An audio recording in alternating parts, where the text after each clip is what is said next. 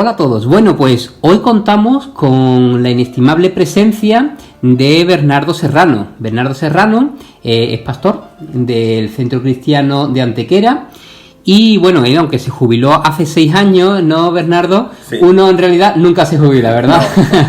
No. Muy bien, bueno, pues yo quería hacer esta entrevista para el canal de YouTube porque bueno, tengo entendido de que eres una persona muy creativa, muy luchadora y muy interesante, y como siempre en el canal este de YouTube nosotros necesitamos gente pues de estas características, porque son gente que aportan a la sociedad muchísimo, han aportado y seguirán aportando muchísimo, así que seguro que servirá de inspiración para muchos de vosotros. Muy bien, Bernardo, pues si te parece empezamos un poco con las preguntas, con el cuestionario. Sin problema.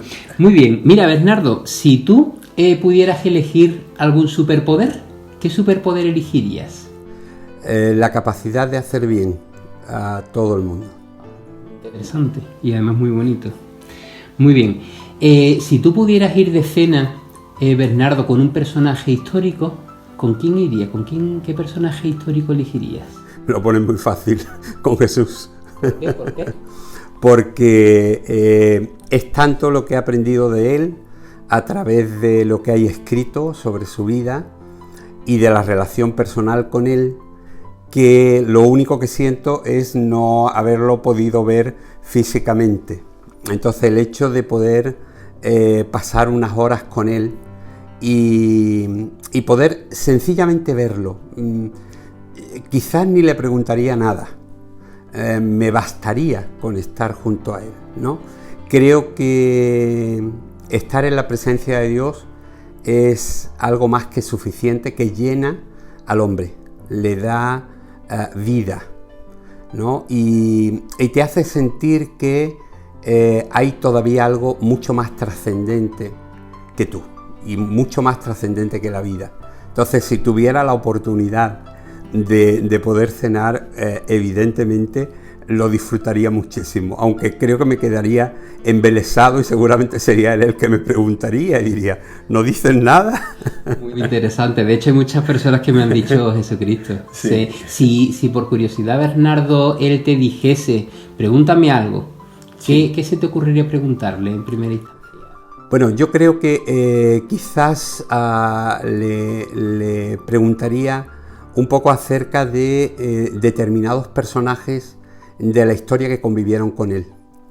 Y es decir, si realmente las historias que tenemos cubren la realidad de lo que fueron aquellas vidas. Porque en muchas ocasiones uno nota, sobre todo yo que soy escritor, noto que algunos escritores pues eliminan las faltas de la gente para delante del público al que están dirigiéndose, pues lógicamente dar una buena imagen del personaje al que se están refiriendo, ¿no?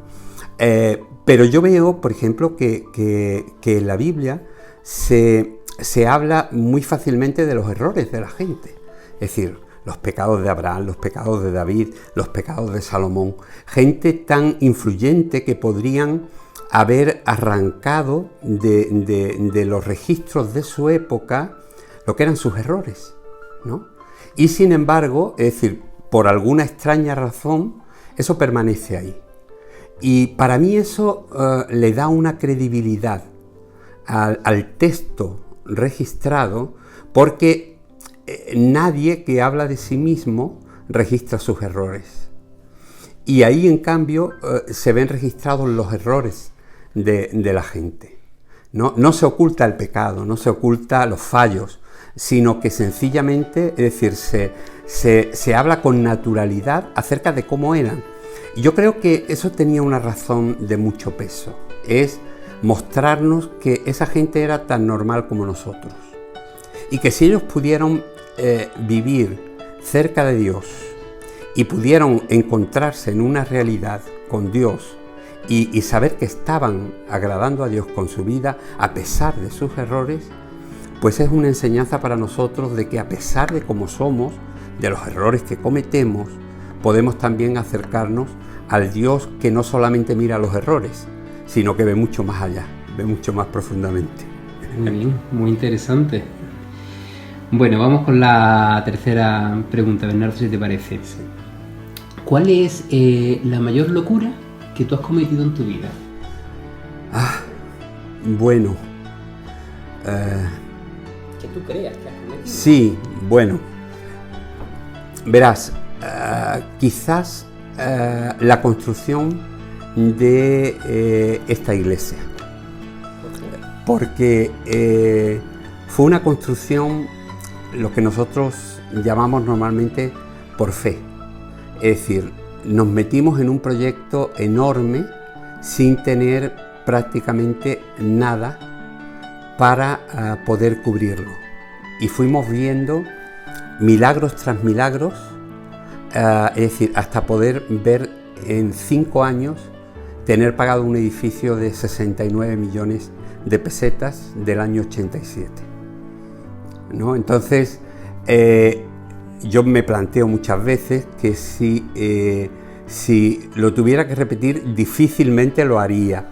Pero en esa época en la que uno tenía pues un poco la locura y el ímpetu de la juventud, ¿no? Y también el descaro, la desvergüenza de decir, mira, no me importa, creo en esto y hay que tirar para adelante, pues creo que fue algo que hoy me lo replantearía de una forma muy grande si tuviera que hacerlo. Sí, pero mucha gente te habrá agradecido esa locura. Sí, claro. Bueno, siempre la verdad es que desde la compra del terreno hasta la construcción del edificio fue una cadena de acontecimientos que uno podía ir viendo la mano de Dios continuamente y que tú no eras quien estabas trayendo el dinero para esa construcción, ¿no? Entonces fue algo muy bonito. El dinero vino de muchísimas partes del mundo y fue un milagro. O sea, yo sigo creyendo en los milagros. Sí. Bernardo, si tú tuvieras que escoger una palabra, tu palabra favorita, ¿cuál sería? Bueno, hay muchas, pero quizás una palabra que yo creo que resume mucho es amor y compasión. Precioso. Sí, yo también me quedo con amor. Muy bien. Esta es una pregunta muy trascendente, Bernardo, y a lo mejor la tienes que pensar. Adelante. Si tú, Bernardo, supieses con certeza de que aquí a un año ibas a morir, porque te lo dijeran con certeza, ¿cómo cambiarías tu forma de vivir? Bueno, en realidad yo estoy preparado para morir en cualquier momento. Es decir, cuando uno tiene certeza en la vida eterna y cree que verdaderamente, es decir, Dios nos ha preparado un lugar para estar con Él, uno vive sin temor a la muerte. Entonces, si me dijeran, mira, tienes un cáncer y de aquí a un año no vas a estar, yo creo que seguiría haciendo lo que estoy haciendo. A lo mejor con un sentimiento más de urgencia, por decirlo de alguna forma, pero sin dejar de hacer lo que estoy haciendo. Es decir, porque la verdad es que la muerte no me asusta. Es decir, tengo tal confianza y tal seguridad que, es decir, el día en que llega y la tomo como parte de la vida. Es decir, yo le digo a la gente, como se ha dicho en muchas ocasiones, ¿no?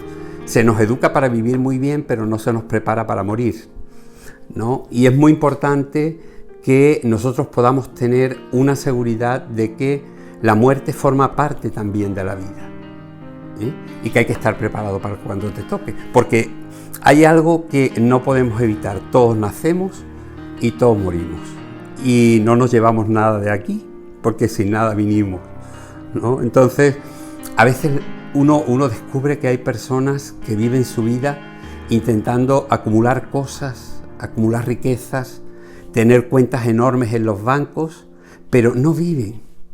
Y al final, es decir, se van sin haber vivido y sin haber dejado huella en otros.